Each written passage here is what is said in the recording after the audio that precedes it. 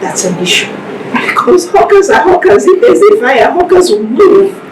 Is the concrete block building shops that were built in the on the access roads. Those are the issues. You know, I do believe that there should be consequences for everybody who works in government and governance. But is there? There isn't. That's the fundamental issue that we have with this country. When you run a traffic light, the red light, what happens? Unless Federal Road Safety is standing right there, nothing happens. There has to be consequences, and because we all know that we have laws, lots of them. It's this lack of consequence. So, are we going to start with only AMAC and the market? No, now. We need a comprehensive review of how our terms of engagement as citizens, as leaders in this country. You know it, I know it. Okay, okay, you mentioned that there have been cases where the owners of the shop are moved and they repute and they lose their shop, or maybe the price is taken high and they cannot afford it. What are the measures you're going to put in place this time around, so that the owners of the shop can as well afford it when it's being rebuilt? Well, truthfully, I can't tell you the specifics. This is something that, since the Senate has already today mandated that should be so, it's something I'm going to have to sit down with the local government and work out the modalities of how this can be achieved. But it is important. The rights and the needs of the people need to be protected. Now, if this isn't done, that's 5,000 people out of shops and out of a job, who will now tomorrow turn into other illegal things. Then we say insecurity. So we shouldn't combat insecurity with just guns and security agency equipment.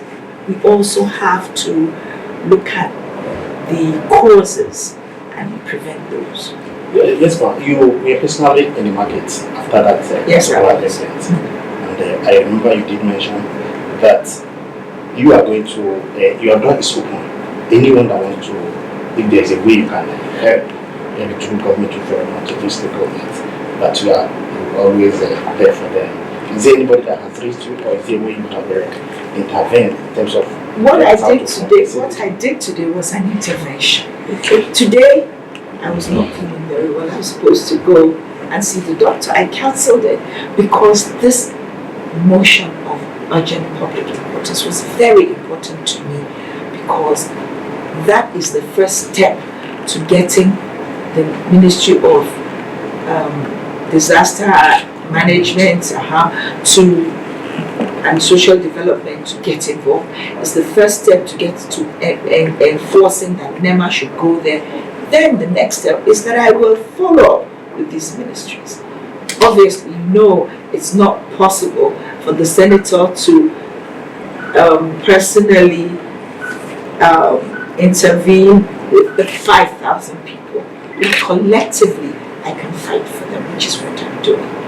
Emma, there is an allegation immediately after the fire incident. There's a court case between Indigen and the market management. That most of them are even accusing the management that this fire incident was a sabotage.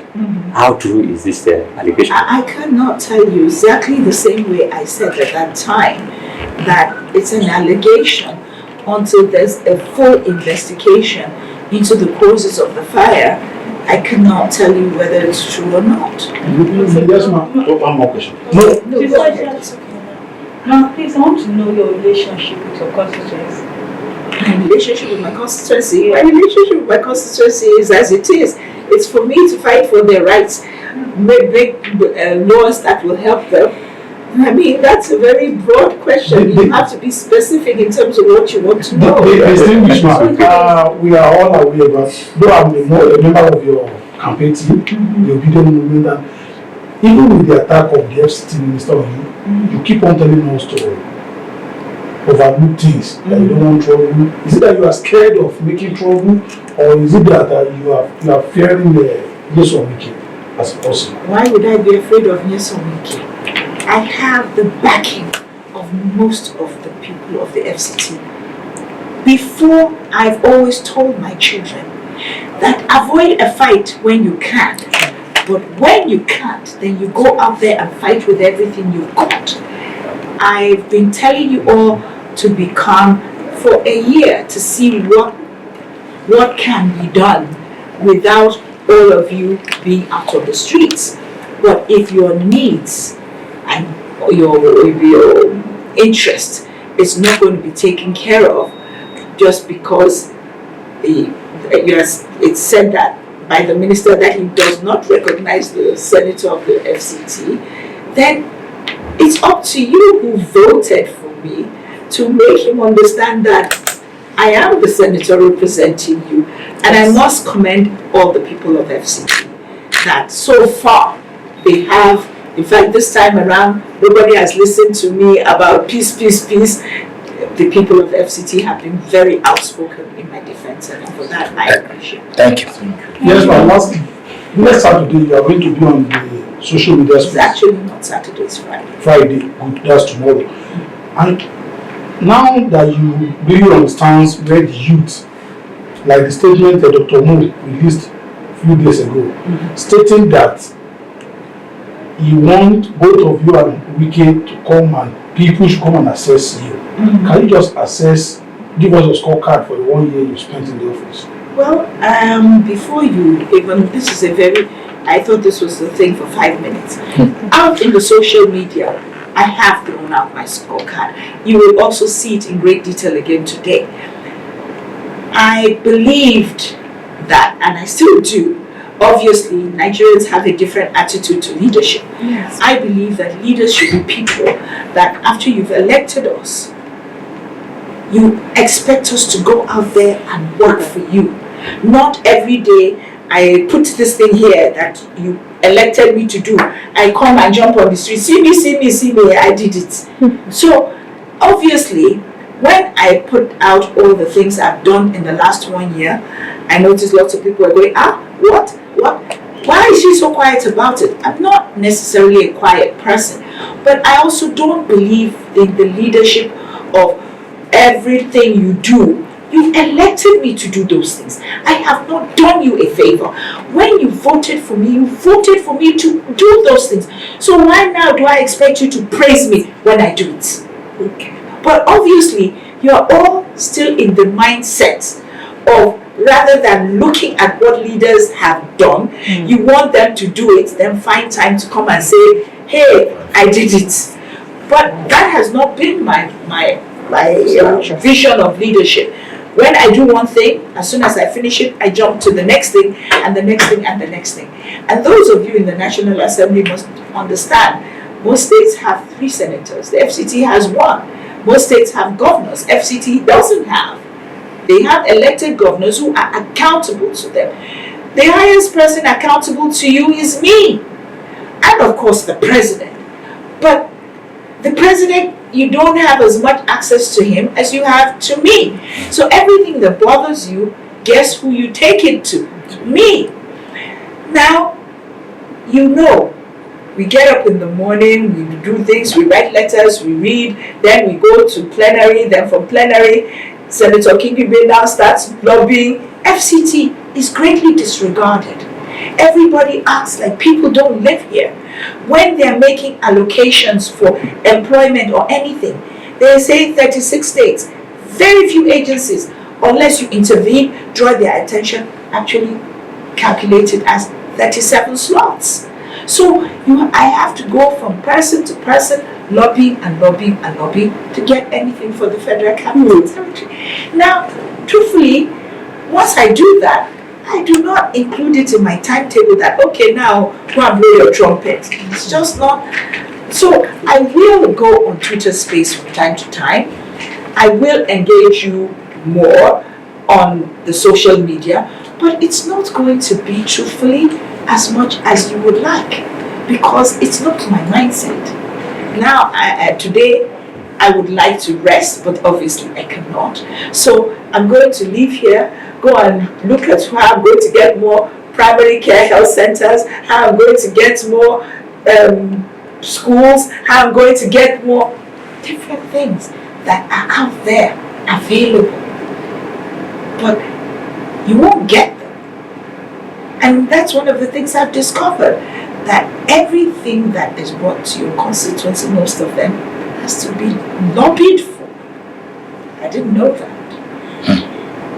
So those are my issues. But of course, whenever there's a problem, when Karu Market was burning, who did they call? Me. I'm the one who started now trying to get fire service to go there by calling different people. Till I got there, I sent my people there until the fire service people got there, and then I was getting reports on a regular basis. First thing in the morning, I was there. Same thing when there are issues. We have issues of flood.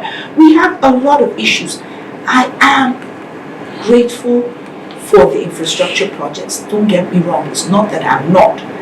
They've been, every minister comes along, he does a little bit, leaves it for the next one and the next one, till we got to the point where quite a lot of them got completed by the honorable minister. But dead people don't use roads.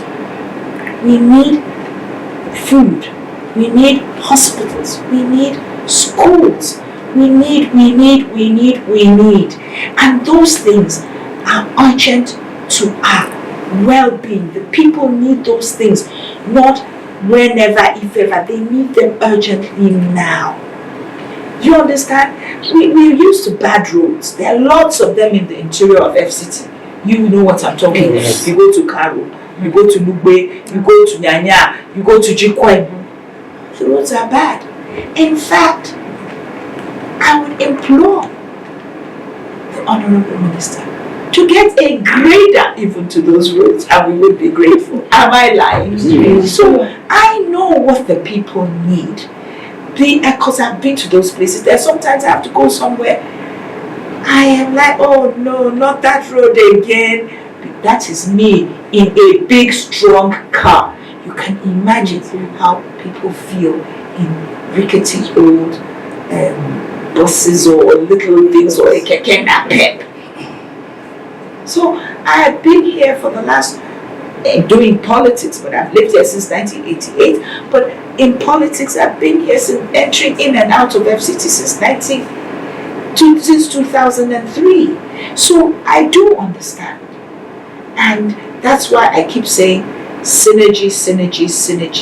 It's not because, I'm a legislator. If I face just the legislation, FCT people will have a very miserable life. And you know what I'm talking about. Thank you very Very much. much, ma'am. Thank you.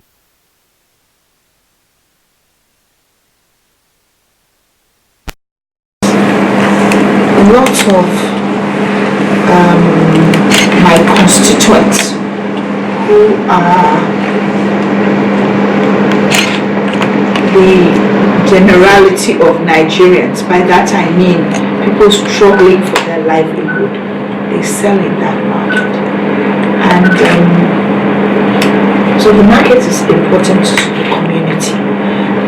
And considering that the people of the market, they complained to me that they questioned the origin of the fire, but I told them that without any proper investigation, that's just an allegation. They also implored me that a lot of times they believe that after a fire, the next thing they know, their market is put into PPP with some big developer and the local government, and the shops are priced completely out of their range. Now, I think that is wrong. The market, a part of it already, AMAC has taken it over and done a PPP with it, and I I think that should be enough. The rest of the market, I think it's important that it be within the range of most of the people of the community. Exactly what it used to be, except a more modern version of it, is what it should be. That's number one. Secondly, I'm writing to the chairman of AMAC. I'm also imploring him in this medium.